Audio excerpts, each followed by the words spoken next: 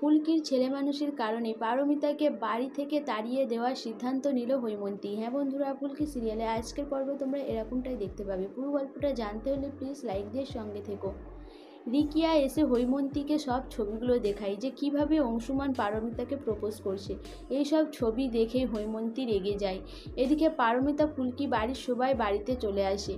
সবাই মিলে পারমিতাকে বোঝাতে থাকে যে যা হয়ে গেছে ভুলে যাও। এদিকে ফুলকি পারমিতাকে বলে যে দিদিভাই তুমি এইভাবে চুপ করে থাকবে? আজকে দাদাভাই বাড়ি ছেড়ে চলে যাওয়ার সিদ্ধান্ত নিয়েছে, তুমি গিয়ে দাদাভাইকে আটকাবে না? তখন পারমিতা কিছু বলে না। এদিকে হৈমন্তী রেগে গিয়ে পারমিতার ঘর থেকে লাগেজে করে জামা কাপড় ভরে নিয়ে নিচে আসে। এসে পারমিতাকে লাগেজটা ধরিয়ে দেয়। তখন পারমিতা বলে যে এটা কি মা? তখন হৈমন্তী বলে এটাতে তোমার জামা কাপড় গুছানো আছে। শুনছিলাম ফুলকির মুখে যে নাকি অংশুমান বাড়ি ছেড়ে চলে যাচ্ছে, তুমিও যাও। তুমিও তো বাড়ির বাইরে এক পা রেখেছো, আর এক পা কেন বার করছো না? যাও, বাড়ি থেকে বেরিয়ে যাও। এই কথাটা শুনে বাড়ির সবাই অবাক হয়ে যায়। ফুলকি বলে যে জেঠিমা, দিদিভাইয়ের কোনো দোষ নেই, আমার কথাটা শুনো। তখন ফুলকিকে বলে একদম চুপ করে থাকো, কোনো কথা বলবে না। এরপর বাড়ির সবাই একে একে এসে হাজির হয়।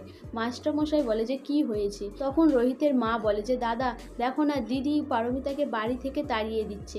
দিদি কি এটা ঠিক করছে? সবাইয়ের তো পার্সোনাল বলে একটা জিনিস আছে, আর সেই জায়গাতে কি হয়েছে না হয়েছে সেটা নিয়ে দিদি কি কথা বলা ঠিক হচ্ছে? আমি কি কোনো ভুল কথা বলছি দাদা? তখন মাস্টারমশাই বলে যে না, কোনো ভুল কথা বলছো না। আর পারমিতাকেই বা বাড়ি ছেড়ে চলে যাওয়ার কথা বলছো কি করে হৈমন্তী? এটা তো পারমিতারও বাড়ি, আর এই বাড়ি ছেড়ে চলে যাওয়ার কথা বলো কি করে?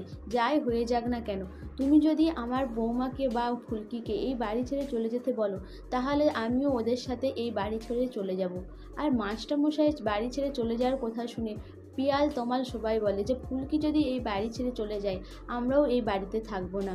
এরপর একে একে সবাই বলে যে আমরা সবাই বাড়ি ছেড়ে চলে যাব। তখন হৈমন্তী বলে যে মাস্টারমশাই তুমি বুঝতে পারছো না, এখন তুমি বুঝছো না তো পরে বুঝতে পারবে। আমি এখন সংসারের হালটা টানতে চেয়েছি, আর তুমি সেটা করতে দিচ্ছ না। পরে বুঝতে পারবে যখন মান সম্মান নিয়ে টানাটানি হবে।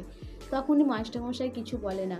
এরপর হৈমন্তী ওখান থেকে চলে যায়। পারমিতাকে সবাই মিলে ঘরের ভেতর নিয়ে যায়। এরপরে মাস্টারমশাই রোহিতকে জিজ্ঞাসা করে যে কি হয়েছে। রোহিত এদিকে সব কথা খুলে বলে। এদিকে ফুলকি ভাবে যে এই কথাগুলো কিভাবে জানলো জেঠিমা। এরপর ফুলকি দেখতে পায় যে শালিনী আর রিকিয়া চলে যাচ্ছে। তখন ফুলকি মনে মনে ভাবে তাহলে কি রিকিয়া দিদি এই কথাগুলো সব জানিয়েছে? রিকিয়া দিদিও বা জানলো কি করে? এরপর পারমিতা ঘরের ভেতর গিয়ে খুব ভেঙে পড়ে। লাবু বোঝাতে যায়। তখন পারমিতা বলে যে আমাকে একা ছেড়ে দে, তোরা এখন যা, আমি একা থাকতে চাই। পারমিতার কান্নাকাটি করা দেখে লাবু ভয় পেয়ে যায়। এরপর পারমিতা লাবুকে জোর করে ঘরের বাইরে করে দেয়। এদিকে ঘরের বাইরে ফুলকি আর রোহিত সব কথা শুনে ফুলকি আর রোহিত দুজনেই কান্না করে। পরে ফুলকি পারমিতার সাথে কথা বলার জন্য যায়, কিন্তু লাবু বলে যে না, কথা বলার কোনো দরকার নেই। ফুলকি এখন এখান থেকে চলো, তুমি আজকে মায়ের ঘরে ঘুমিয়ে পড়ো।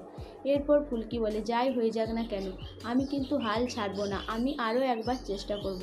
সো বন্ধুরা, এত কিছু হয়ে যাওয়ার পরে কি পারমিতা কি ফুলকির সাথে স্বাভাবিক ব্যবহার করতে পারবে, না পারমিতা নিজেকে গুটিয়ে নেবে? তোমাদের কি মনে হয় অবশ্যই আমাকে কমেন্ট করে জানাবে। আর আমার ভিডিওটা ভালো লাগলে প্লিজ সাবস্ক্রাইব করে দিও, আর লাইক কমেন্ট শেয়ার করো।